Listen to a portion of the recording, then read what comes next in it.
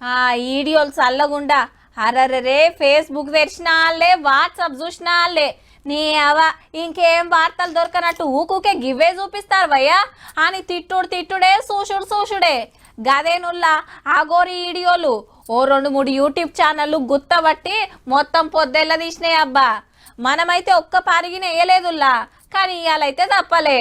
స్వేచ్ఛగా తిరిగిన ఆగోరికి అస్సలు చేయని పడతలేదటబ్బా. చెంచల్ కూడా జైల్లా లేడీస్ బ్యారేక్ లో పెడితే లేలే నాకు నా వర్షిని కావాలి ఆమె లేకుండా ఉండలేనని గాయ చేస్తుండట షీను.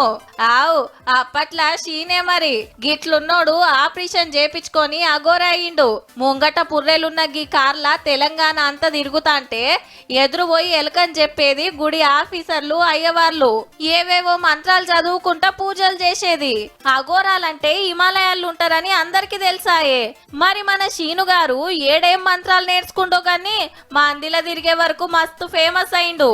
ఆఖరికి బీటెక్ చదివిన పొల్ల లవ్వుల పడి ఇంటోళ్ళ నిడిచిపెట్టొచ్చి అఘోరిని లగ్గమాడిందంటే చూడుండ్రిగా.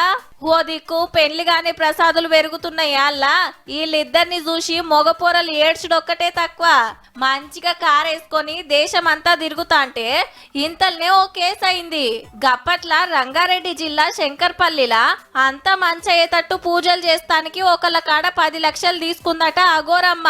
వాళ్ళు కేసు పెడితే పోలీసులు పుణుకులాడుకుంటా పోయి ఉత్తరప్రదేశ్ రాష్ట్రంలో దొరకబట్టి తీసుకొస్తే 14 రోజులు రిమాండ్ కు పంపిండు జడ్జి సారు. కేసు కోర్టులో ఉంది. చట్టం తన పని తాను చేసుకొని పోతుంది. నేను పోలీసు వాళ్ళకి సహకరిస్తున్నాను, కోర్టుకు సహకరిస్తున్నాను. ఇప్పుడు మీతో పాటు ఉన్న అమ్మాయి ఇక్కడ ఉంది, మీతో పాటు భార్య నాతోనే ఉంటది. జైలు కూడా మీతో పాటు వస్తుందా?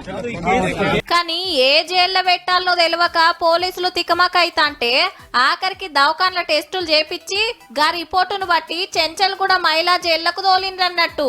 లాయర్ ను పెట్టుకునే తాకత్ లేకుంటే కోర్టే ఒకళ్ళని పెట్టింది. ఇక అఘోరిని లగ్గం చేసుకున్న వర్షిని ఇంటికి ఓనంటే ఓనని జిజ్జు చేస్తే సరే అని రిహాబిలిటేషన్ సెంటర్ కు పంపిండ్రు. లేలే నా పెన్మిటి కాడికే పోతా ఆయన నిడిచిపెట్టి ఉండలేనని సతాయిస్తుందట. ఇక రేపు ఏమైతుందో గాని మా నోళ్ళ లవ్వు మీద ఓ సినిమా తీస్తే కత్తర్ నా కాడేటట్టున్నది పో.